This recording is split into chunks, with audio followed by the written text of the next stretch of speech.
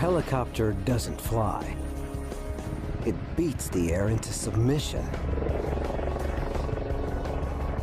It's a weapon of war, an agent of mercy. The most versatile flying machine ever created. A miracle of engineering that can take us virtually anywhere and bring us back alive.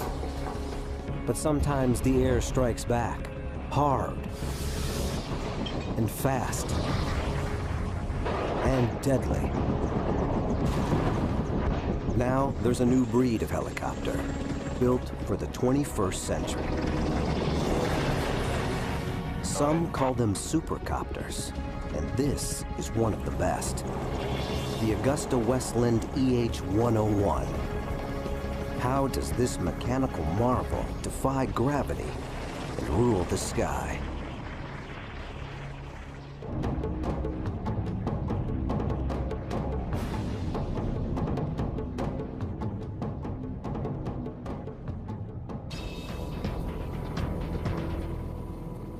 Somewhere off the coast of Italy, a man is drowning. One of the most advanced helicopters ever built is racing to his rescue.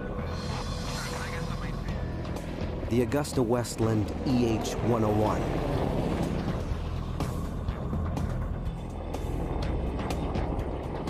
It's designed for an emergency like this.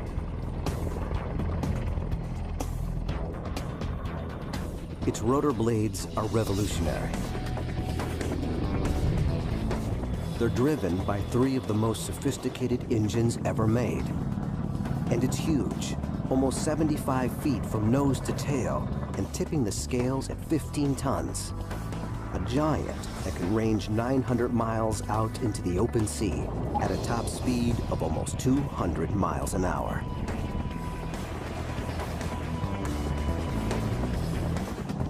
And when it finds its man, it can fight winds of over 50 miles an hour to hover rock steady in the sky, saving seconds in a race where death holds the stopwatch.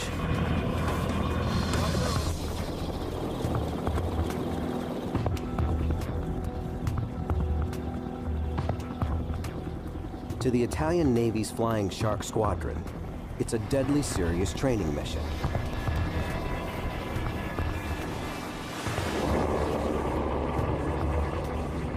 But to the EH-101, this is child's play.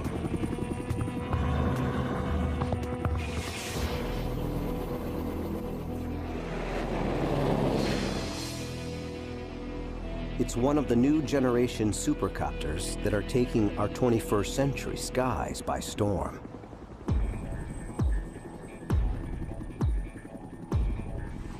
The Sikorsky S-92.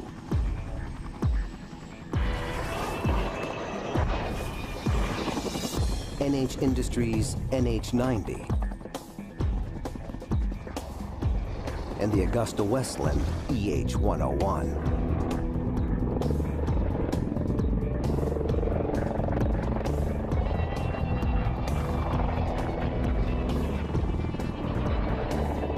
This American version of the EH-101, known as the US-101, was chosen by the US Navy as the next presidential helicopter. Designated Marine One, creating the Oval Office in the sky will be a joint venture of 3 firms: Augusta-Westland, Bell Helicopters, and Lockheed Martin. It will truly be a supercopter.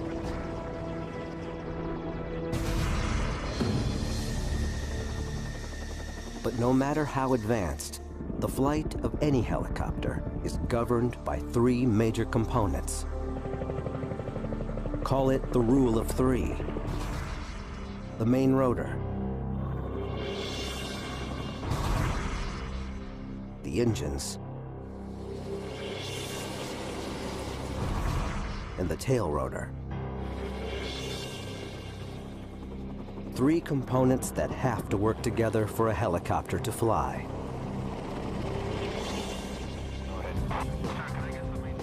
And this is what the rule of 3 can achieve. The EH-101 moves through the air like a hummingbird.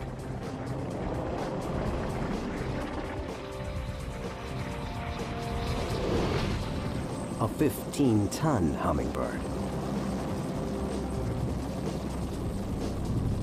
It's precisely because helicopters like the EH-101 can do what no other aircraft can do, can go where no other aircraft can go, can reach places we can reach by no other means, that we've come to depend on them.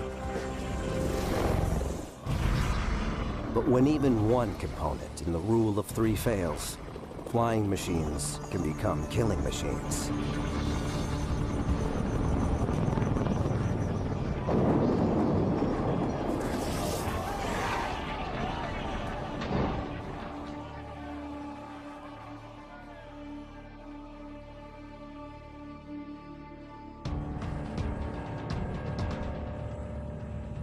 In normal conditions, flying a helicopter is only slightly more dangerous than flying a regular fixed-wing aircraft of the same size.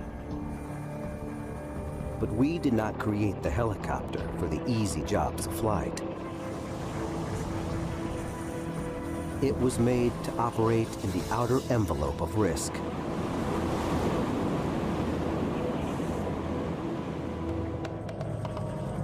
And sometimes, we push the helicopter too far.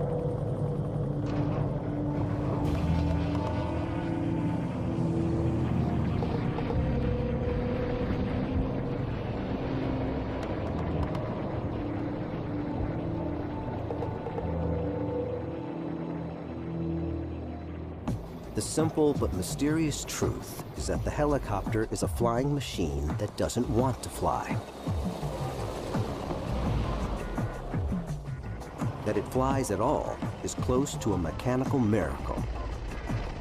A helicopter sitting on the ground is actually more capable of beating itself to death by rolling over and the blades thrashing around in the air than it is of actually flying.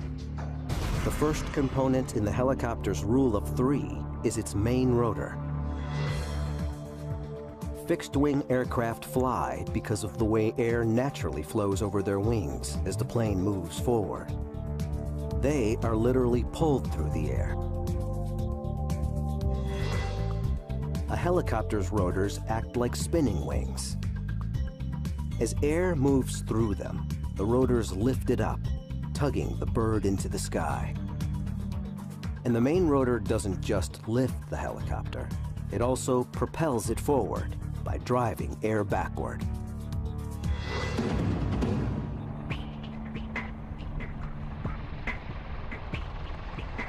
Every second the EH-101 is in flight, its massive main rotor is shoving up to 45 tons of air out of its way. 15 tons of aircraft, suspended from 5 spinning wings. The EH-101's main rotor is an engineering miracle that took decades to perfect. But the story of the rotor is about more than engineering. It's an invention that has changed history. The rotor would come of age in a time of war. And our skies would never be the same.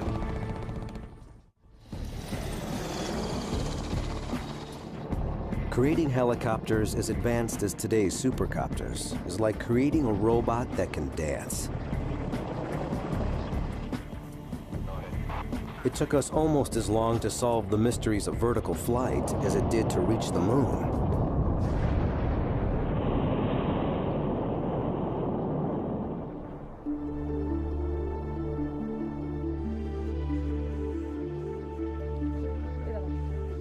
In 15th century Renaissance Italy, Leonardo da Vinci imagined a flying machine that would twist its way up into the heavens, like a screw turning through wood. But the scientific trail to today's supercopters wouldn't involve a screw, but a whirling rotor blade. It's the first and most important component of the rule of three that governs all helicopter flight. Early rotor blades were made of wood, spinning airfoils that achieved lift, but not much more. But over decades of development, rotors became more versatile and more robust, finally propelling the helicopter from the sidelines of flight to the center stage of conflict. A conflict that would last 20 years and involve 3 million American soldiers. The Vietnam War. But it wasn't until the Vietnam War that the helicopter came of age. That's when there were hundreds, if not thousands, of helicopters deployed in one battle zone. Dominating the skies of the Vietnam War was Bell Helicopter's UH-1 Huey. It was the world's first supercopter, the first U.S. military helicopter powered by a jet turbine engine, with perhaps the strongest rotor blades in existence. The first time I ever sat in a Huey helicopter and pulled the stick, it was like it fell up. It just had this sudden power up. It was an amazing thing.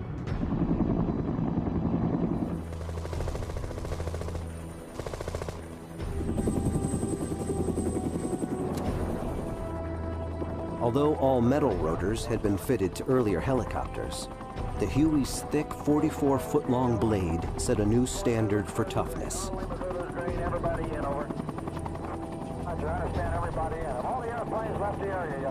They could take small arms fire from any conceivable direction and usually survive quite well.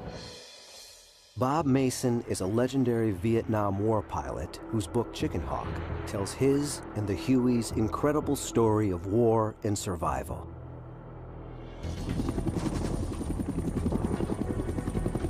I remember one time I had to be the last ship out, so I had to take everybody with me.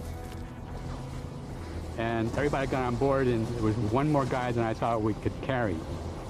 And I couldn't leave the one guy.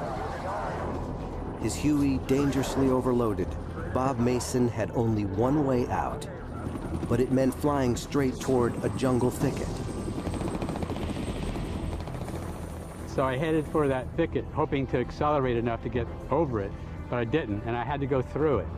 So here's a machine that can go through the thicket, chopping off the tops of these small branches with the rotor system, with 6 or 7 screaming American soldiers in the back. I mean, I love this machine.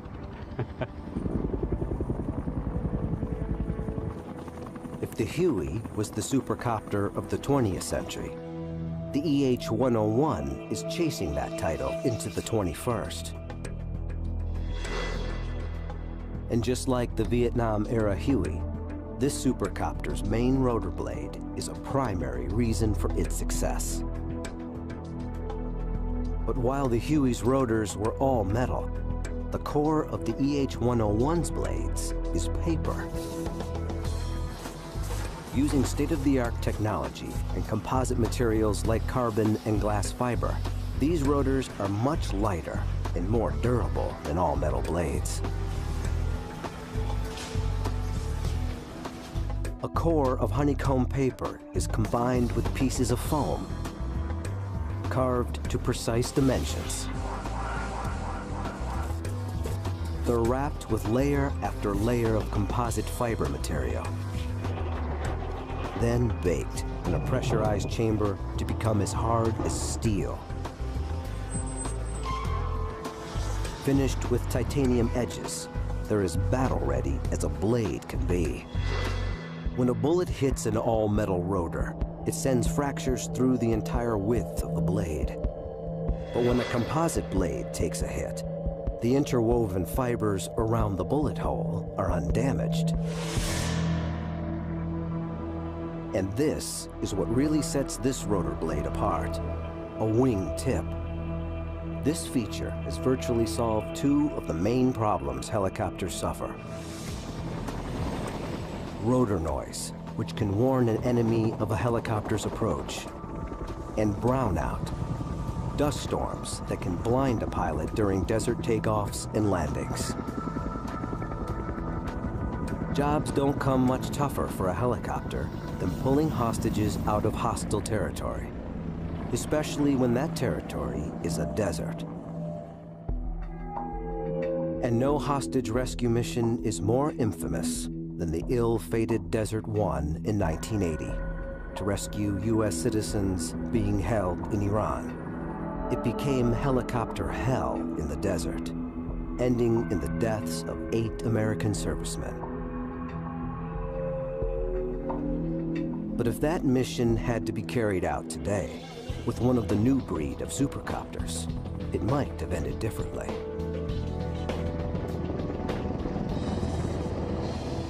One of the helicopter's greatest handicaps during a rescue operation like Desert One is the noise made by its rotors.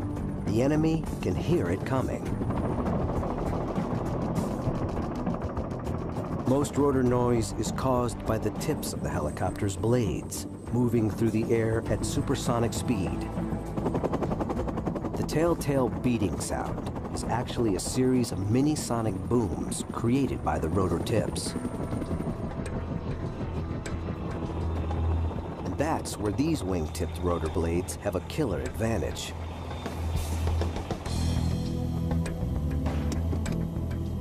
Their wing shape allows the rotor tips to spin more slowly, and yet still achieve the same lift and thrust.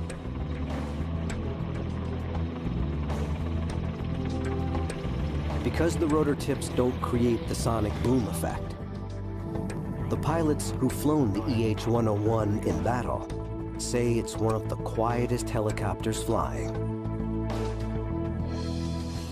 One of the biggest problems we face is detection.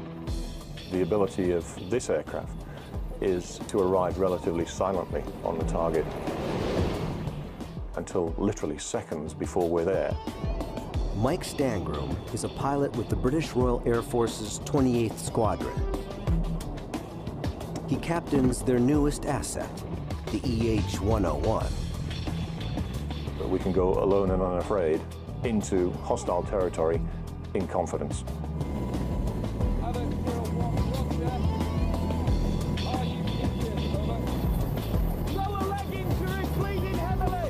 The men of the 28th Squadron train relentlessly for rescue missions behind enemy lines. Timing, positioning, and speed must come together. Most of all, it's stealth that's the key to the success or failure of the mission. The end game is what our job is all about, and there may be enemy on the scene. It might be a hot target. If the enemy hears them coming, the landing might not just be hot, but fatal.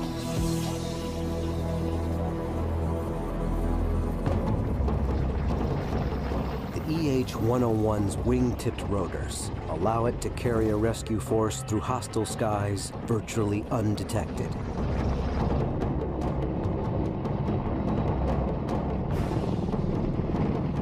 Giving them the advantage of surprise in a game of life and death.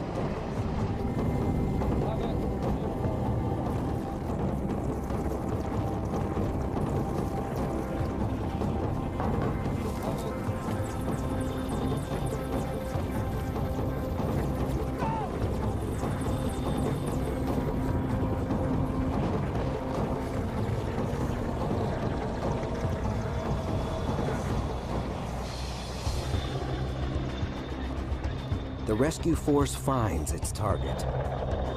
Hello, Rayfair 1, this is Havoc 01, radio check, over. And calls the lead EH-101 in for the extraction. Havoc 01, okay. Packaging casualty. Guys, 1 minute.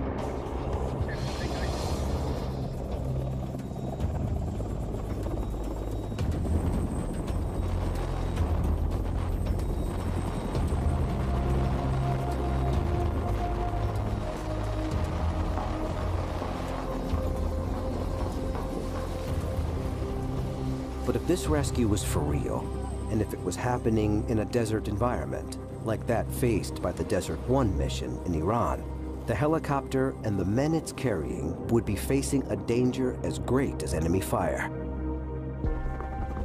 Sandstorms created by the rotor blades, called brownouts, which can blind pilots on takeoff and landing, are a major cause of helicopter crashes.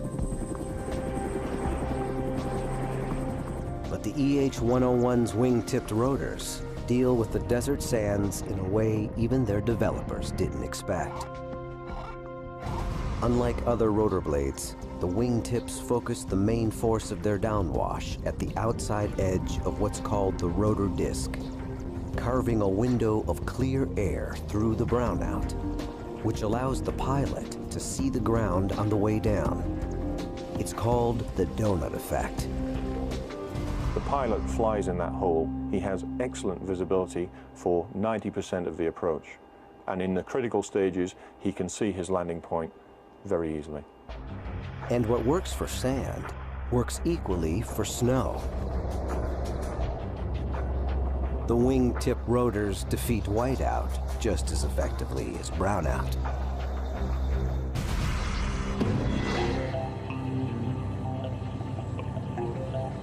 But however advanced the EH-101's rotor might be, it would be nothing without what's under the hood and on its tail.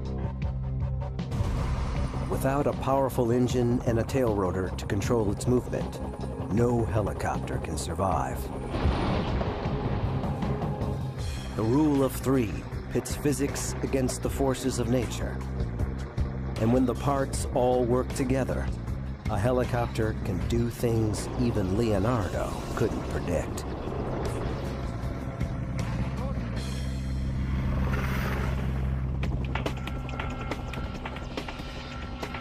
Beneath the whirling blades of the EH-101 lies the beating heart of this flying machine. 6,000 horsepower drives 15 tons of aircraft into the sky.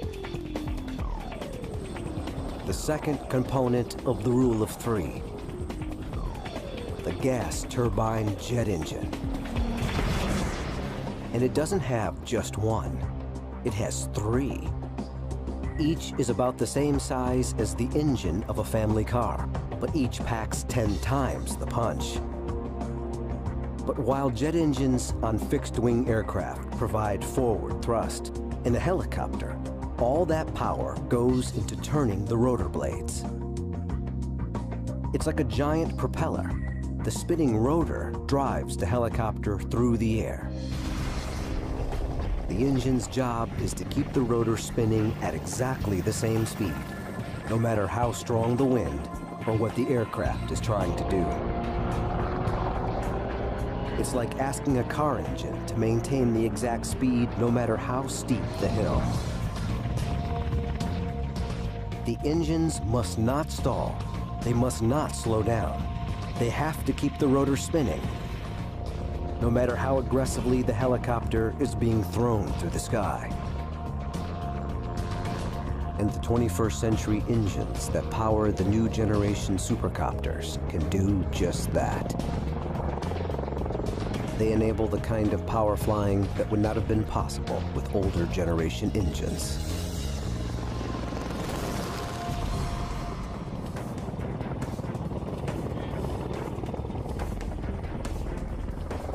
The Royal Air Force's 28th Squadron is on a training mission.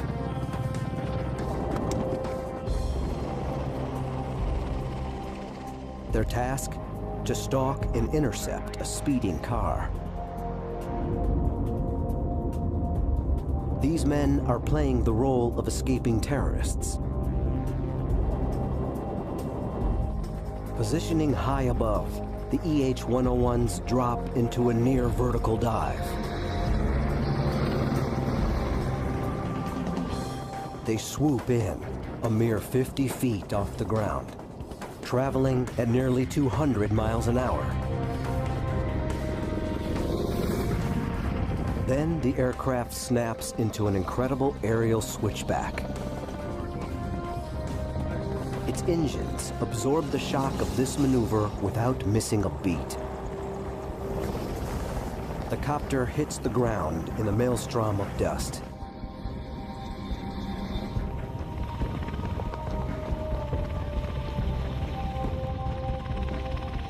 This is shock and awe, helicopter style. designed to terrify and confuse the targets of the intercept and allow their capture and arrest by the Special Forces troops who storm from the belly of the beast.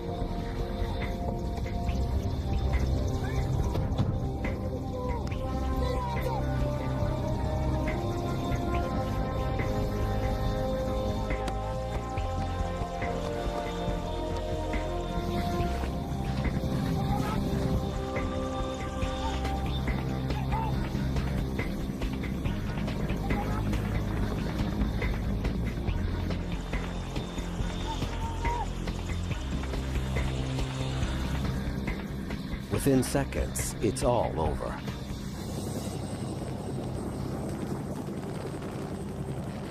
All that's left is an empty car and an empty sky.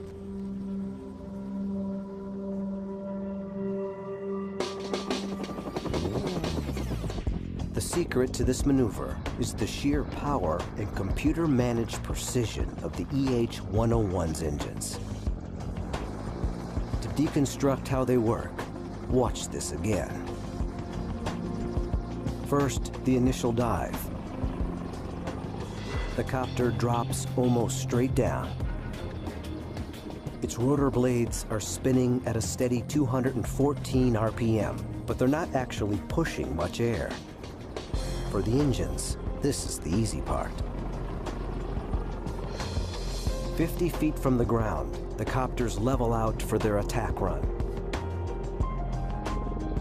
The rotors are biting hard into the air, forcing air backwards to propel the EH-101 at its top speed of nearly 200 miles an hour.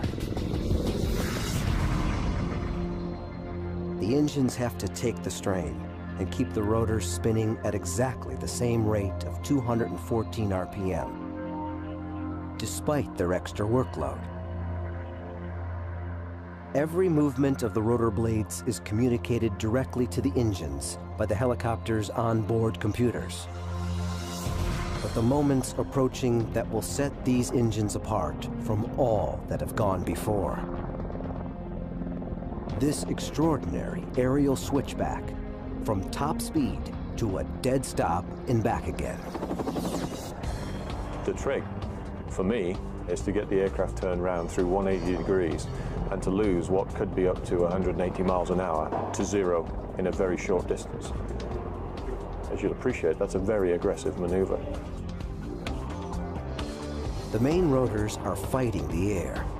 First to stop the aircraft, then turn it around, then to bring it down fast. It's an enormous shock to the rotor blades, and it's transferred directly to the engines. If the engines stall, as older generation engines might, the 15-ton aircraft would fall from the sky. But the EH-101's engines absorb the shock of the switchback and keep the rotor spinning at a constant rate, pulling it through its violent 180-degree turn.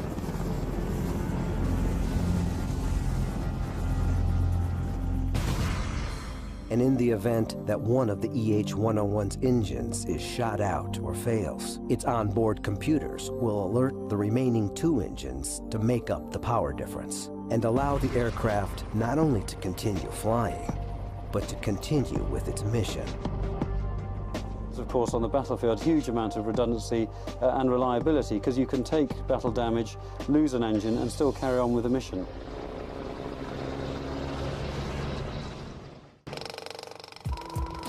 Most of the weight early helicopters were actually lifting was the weight of their heavy and underpowered piston engines. The development of the lighter but immensely more powerful gas turbine jet engine in the 1950s allowed helicopters to lift much greater loads. What had been an aerial gymnast was now also a beast of burden, transporting up to 40 tons through the air.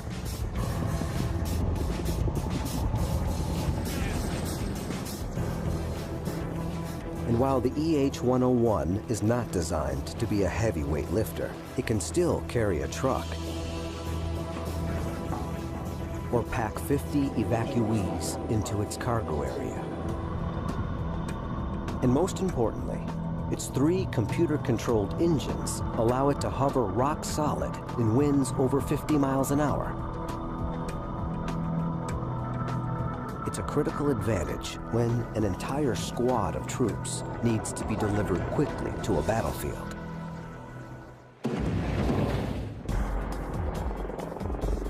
In the rule of 3 that governs all helicopter flight, the main rotor provides lift and propulsion. The engine, constant power. But without one more critical component, even the latest supercopters would spin uncontrollably through the sky. It's the final engineering secret to the helicopter's success, the tail that wags the dog. And when something goes wrong with this part, look out.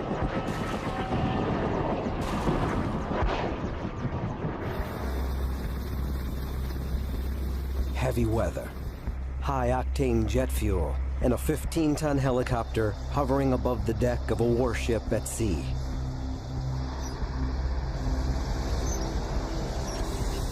This British Royal Navy EH-101 is about to refuel without landing on the ship.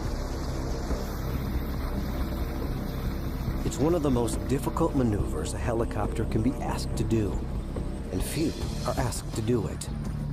But this is just the sort of high-risk operation supercopters are designed for, saving precious time that would be taken up by landing to refuel.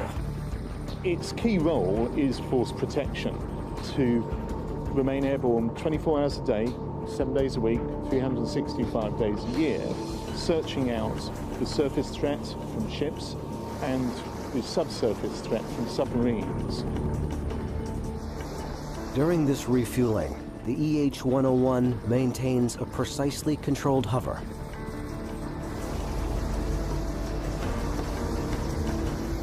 Its powerful gas turbine engines drive 5 of the most advanced rotor blades ever created, keeping it rock steady in the air.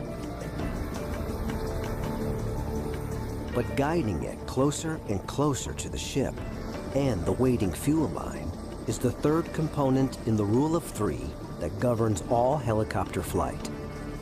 Its whirling tail rotor.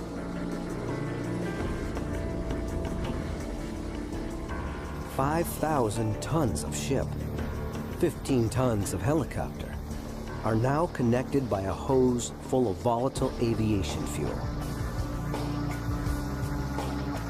There's no margin of error.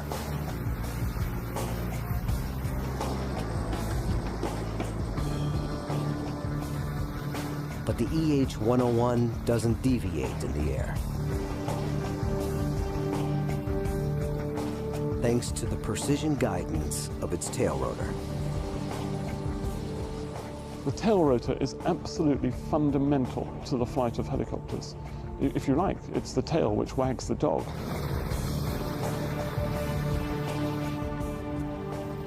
Fueled up, the EH-101 banks away on a mission that will test one of the primary combat roles it was designed for: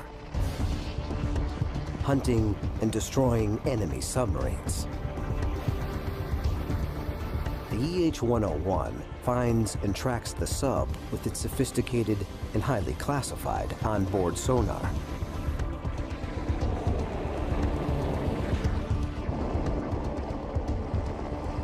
It closes in on its target and pulls into a dead hover.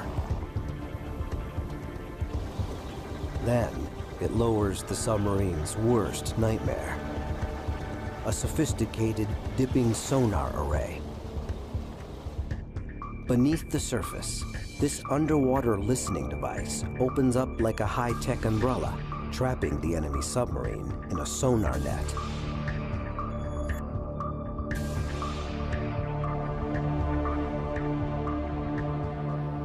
If this war game were for real, the sub would be cornered and facing a potentially deadly attack. Targeted by one of the EH-101's 4 Stingray homing torpedoes. It can also carry sophisticated depth charges, as well as sea-skimming anti-ship missiles to take out enemy ships. But to win this game of war, the EH-101 has relied on its tail rotor to steer it through the sky. It's the tail rotor's job to counter and control the powerful rotational force generated by the EH-101's main rotor blades. The main rotor wants to spin the body of the helicopter one way. The tail rotor forces air in the opposite direction. And by controlling the amount of air forced out by the tail rotor, the pilot uses it as a rudder to steer the helicopter through the sky. Of all the hurdles early helicopter designers had to overcome, stopping the aircraft from spinning around its main rotor was perhaps the most difficult. Double rotors spinning in opposite directions was the first solution. Then came the twin rotor system, with the spin of each set of rotor blades canceling out the other. This did provide an answer, and also gave helicopters like the Boeing Chinook greater lift capabilities than most single-rotored craft.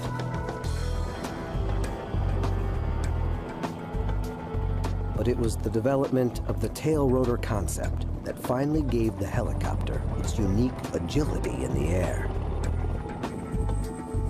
We can choose which direction we want to go, when we want to go, at the rate we want to go.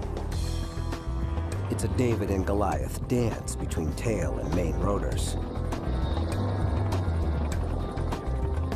But losing a tail rotor is every helicopter pilot's worst-case scenario. One of the things that pilots fear most is losing tail rotor control, or tail rotor authority as it's called. In other words, if that tail rotor doesn't behave, you can't fly in a straight line, the helicopter becomes unstable. And we've seen, sadly, many crashes with that happening. When difficult rescues or evacuations are being attempted on uneven terrain, the tail rotor is especially vulnerable. Of the three components that keep a helicopter in the air, it's the one that usually comes closest to the ground.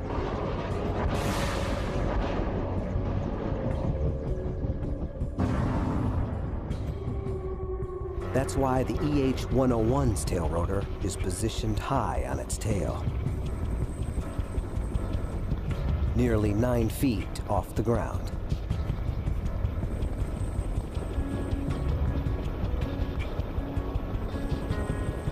As every experienced pilot knows, lose tail rotor control, even momentarily, and you can easily lose your aircraft, and probably your life.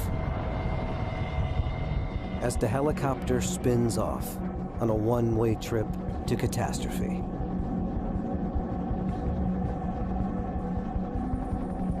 Then, the components that kept it airborne shatter it against the ground, literally beating itself and its passengers to death. But many helicopter crashes occur when we ask too much of this unique flying machine. The jobs they get assigned are so very dangerous. We're asking them to do things that other aircraft can't do. Whether it's going up to the top of Everest and plucking off an injured climber at 21,000 feet, or going into the eye of a hurricane and bringing back people from the perfect storm. Helicopters can save lives, and you can get them to hospital faster than any other means. We put helicopters into extreme situations for the simple reason that nothing else can do the job. Helicopters can punch a hole in a hurricane and rescue men and women who would otherwise be condemned. Helicopters can take the fight against a forest fire to the very heart of the inferno, an aerial assault by water where no man or machine dare go. And as an air ambulance, a rapid response agent of mercy, when minutes, even seconds, can mean the difference between life and death. The helicopter is the undisputed champion of the injured and the sick.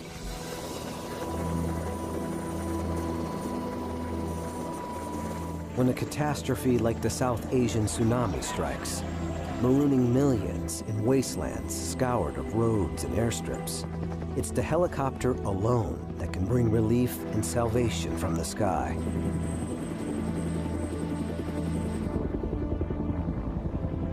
This was one of the greatest airlifts in history. Thousands of tons of humanitarian aid brought into some of the most inaccessible places on Earth, saving the lives of thousands of men, women, and children.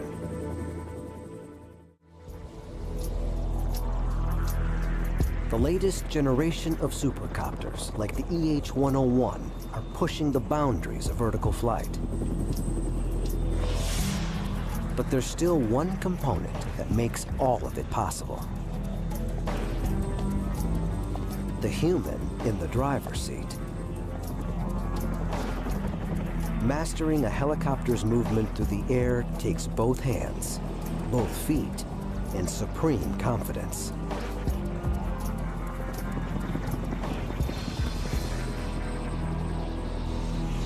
And when it's a supercopter worth tens of millions, there's no room for error.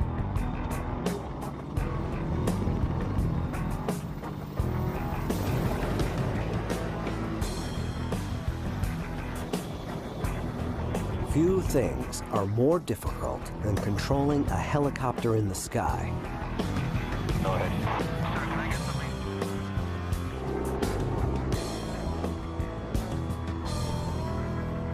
They say that if you can hop up and down, rub your tummy in a circular fashion and your head in a counterclockwise fashion with your eyes closed, then you can fly a helicopter. It's the helicopter pilot who transforms mere machine into an agent of salvation, or an instrument of vengeance. The rule of three, main rotor, gas turbine engine, and tail rotor, allows the helicopter to fly.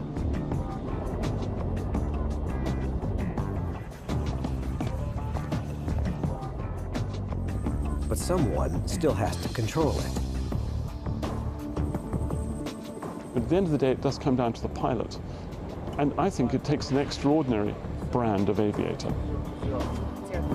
At any given moment in flight, a helicopter can go up or down, side to side, forward or backward, or virtually any combination of those directions.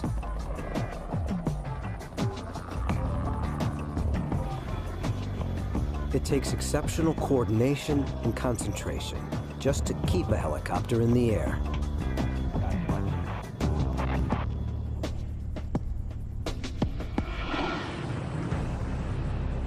Massimo Porro commands the Italian Navy's #1 Flying Shark Squadron. He demonstrates the extraordinary relationship between the tail rotor and the main rotor blades.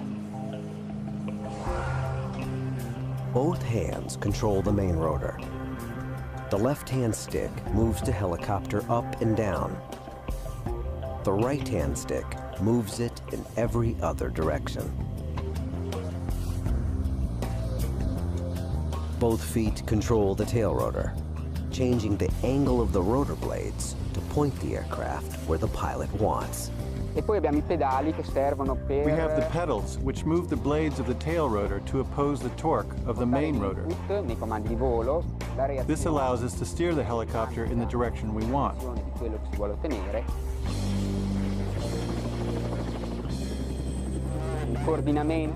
But it has to be done in a very coordinated way, because compared to a fixed-wing aircraft, the helicopter is inherently unstable. But when we master the helicopter's rule of three, there are few sights more breathtaking. It was like strapping on a costume in the morning that would allow me to do superhuman things. You weren't flying anymore, you were the machine.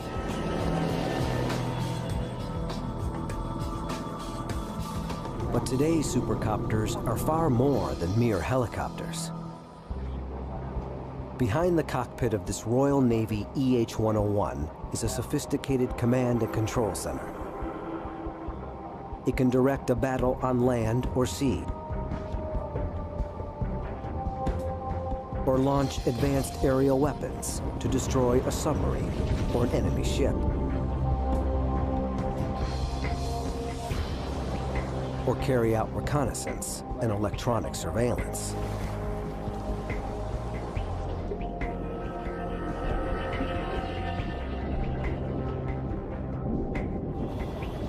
And today's supercopters are so technologically advanced, they can actually fly themselves. The EH-101's powerful onboard computers drive one of the most sophisticated autopilot systems ever put in an aircraft. The autopilot can even put this 15-ton aircraft into a hover at 40 feet and keep alongside a moving ship at sea without the pilot ever needing to touch the controls. In combat, the autopilot can do much of the actual flying, while the pilot focuses on the mission objectives. But ultimately, a human still has to be the mind of the machine. However sophisticated the autopilot, only a human pilot can actually land an EH-101.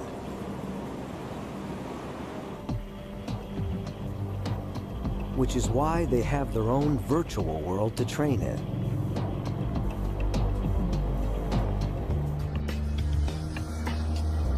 One of the most advanced flight simulators on the planet.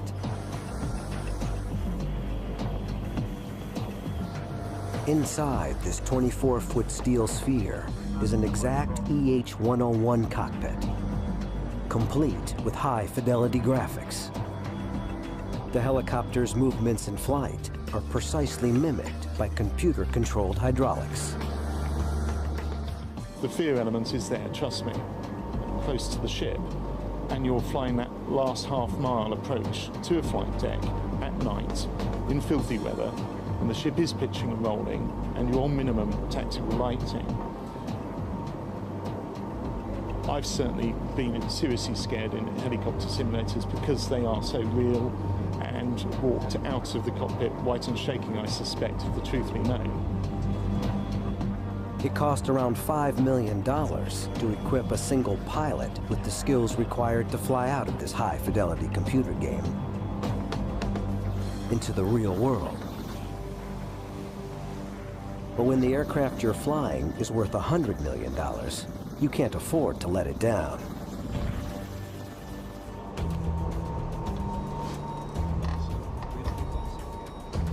So in the simulator's operations room, instructors create nightmare scenarios for the pilots.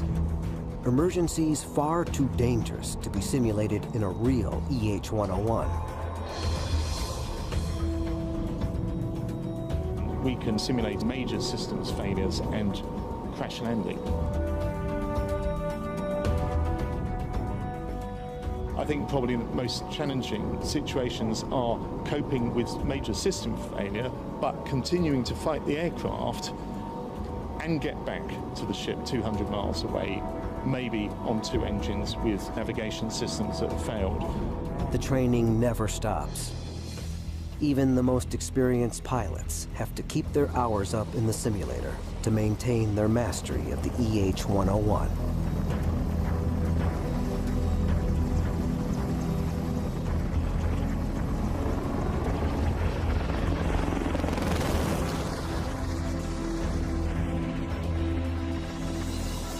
They consider themselves not so much elite as lucky.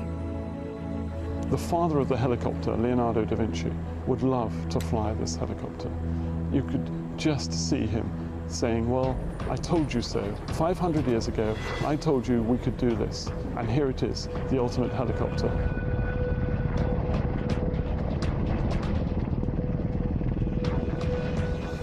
The age of the helicopter has been brief, but brilliant. In war and peace and tragedy, where no aircraft has dared go, the helicopter has gone. And now, the science of vertical flight has reached perhaps its finest expression. Now is the time of the supercopters.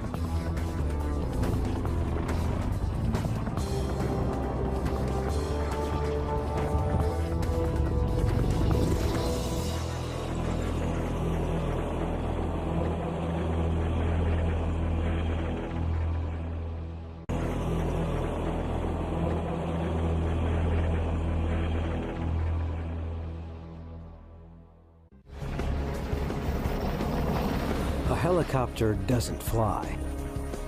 It beats the air into submission.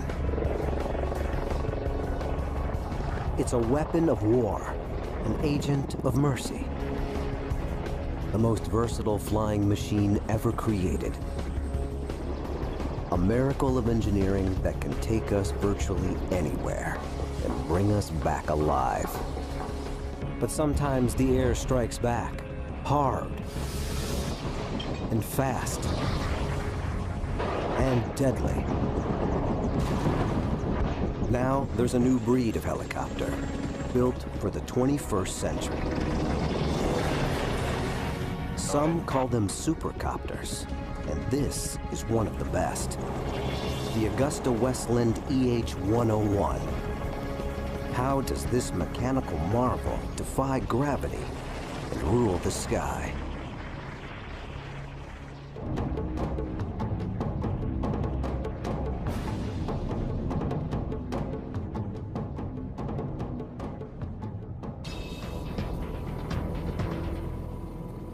Somewhere off the coast of Italy, a man is drowning.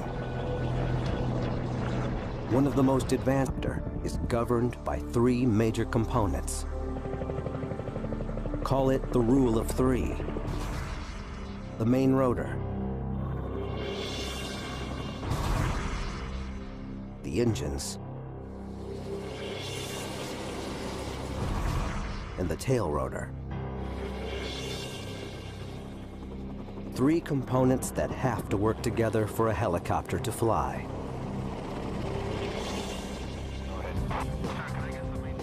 And this is what the rule of three can achieve.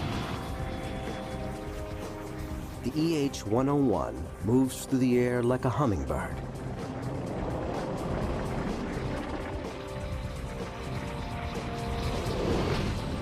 A 15-ton hummingbird. It's precisely because helicopters like the EH-101 can do what no other aircraft can do, can go where no other aircraft can go, can reach places we can reach by no other means, that we've come to depend on them. But when even one component in the rule of three fails, flying machines can become killing machines.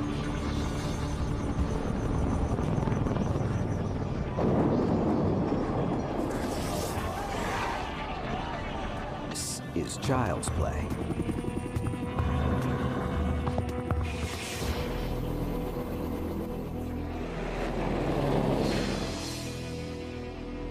It's one of the new generation supercopters that are taking our 21st century skies by storm.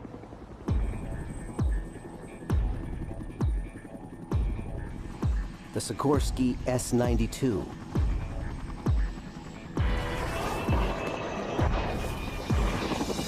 NH Industries NH-90, and the Augusta-Westland EH-101.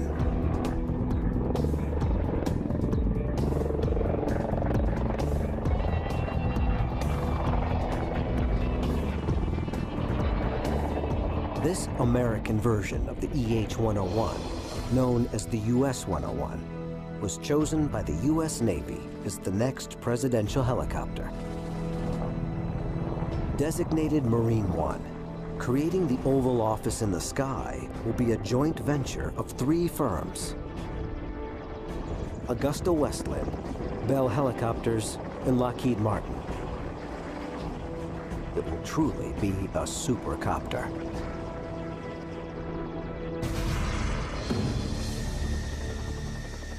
But no matter how advanced, the flight of any helicopters ever built is racing to his rescue.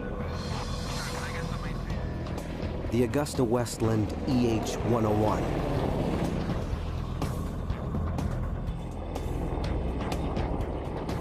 It's designed for an emergency like this.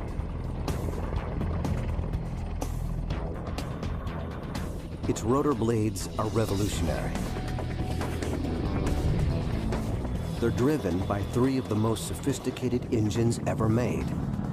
And it's huge, almost 75 feet from nose to tail, and tipping the scales at 15 tons. A giant that can range 900 miles out into the open sea at a top speed of almost 200 miles an hour.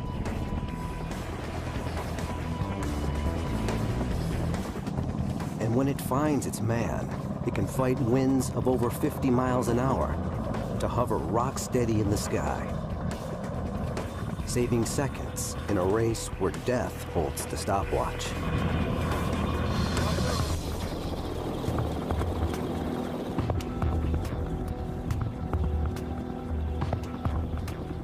To the Italian Navy's Flying Shark Squadron, it's a deadly serious training mission.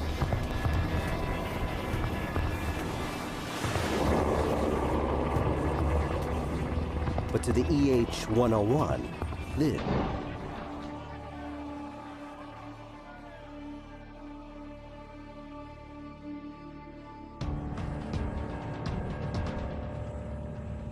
In normal conditions, flying a helicopter is only slightly more dangerous than flying a regular fixed-wing aircraft of the same size. But we did not create the helicopter for the easy jobs of flight. It was made to operate in the outer envelope of risk.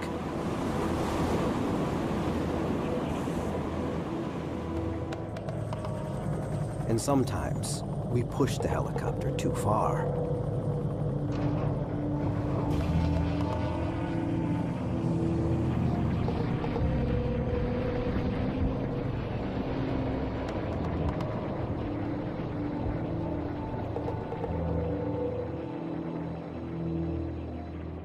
The simple but mysterious truth is that the helicopter is a flying machine that doesn't want to fly. That it flies at all is close to a mechanical miracle.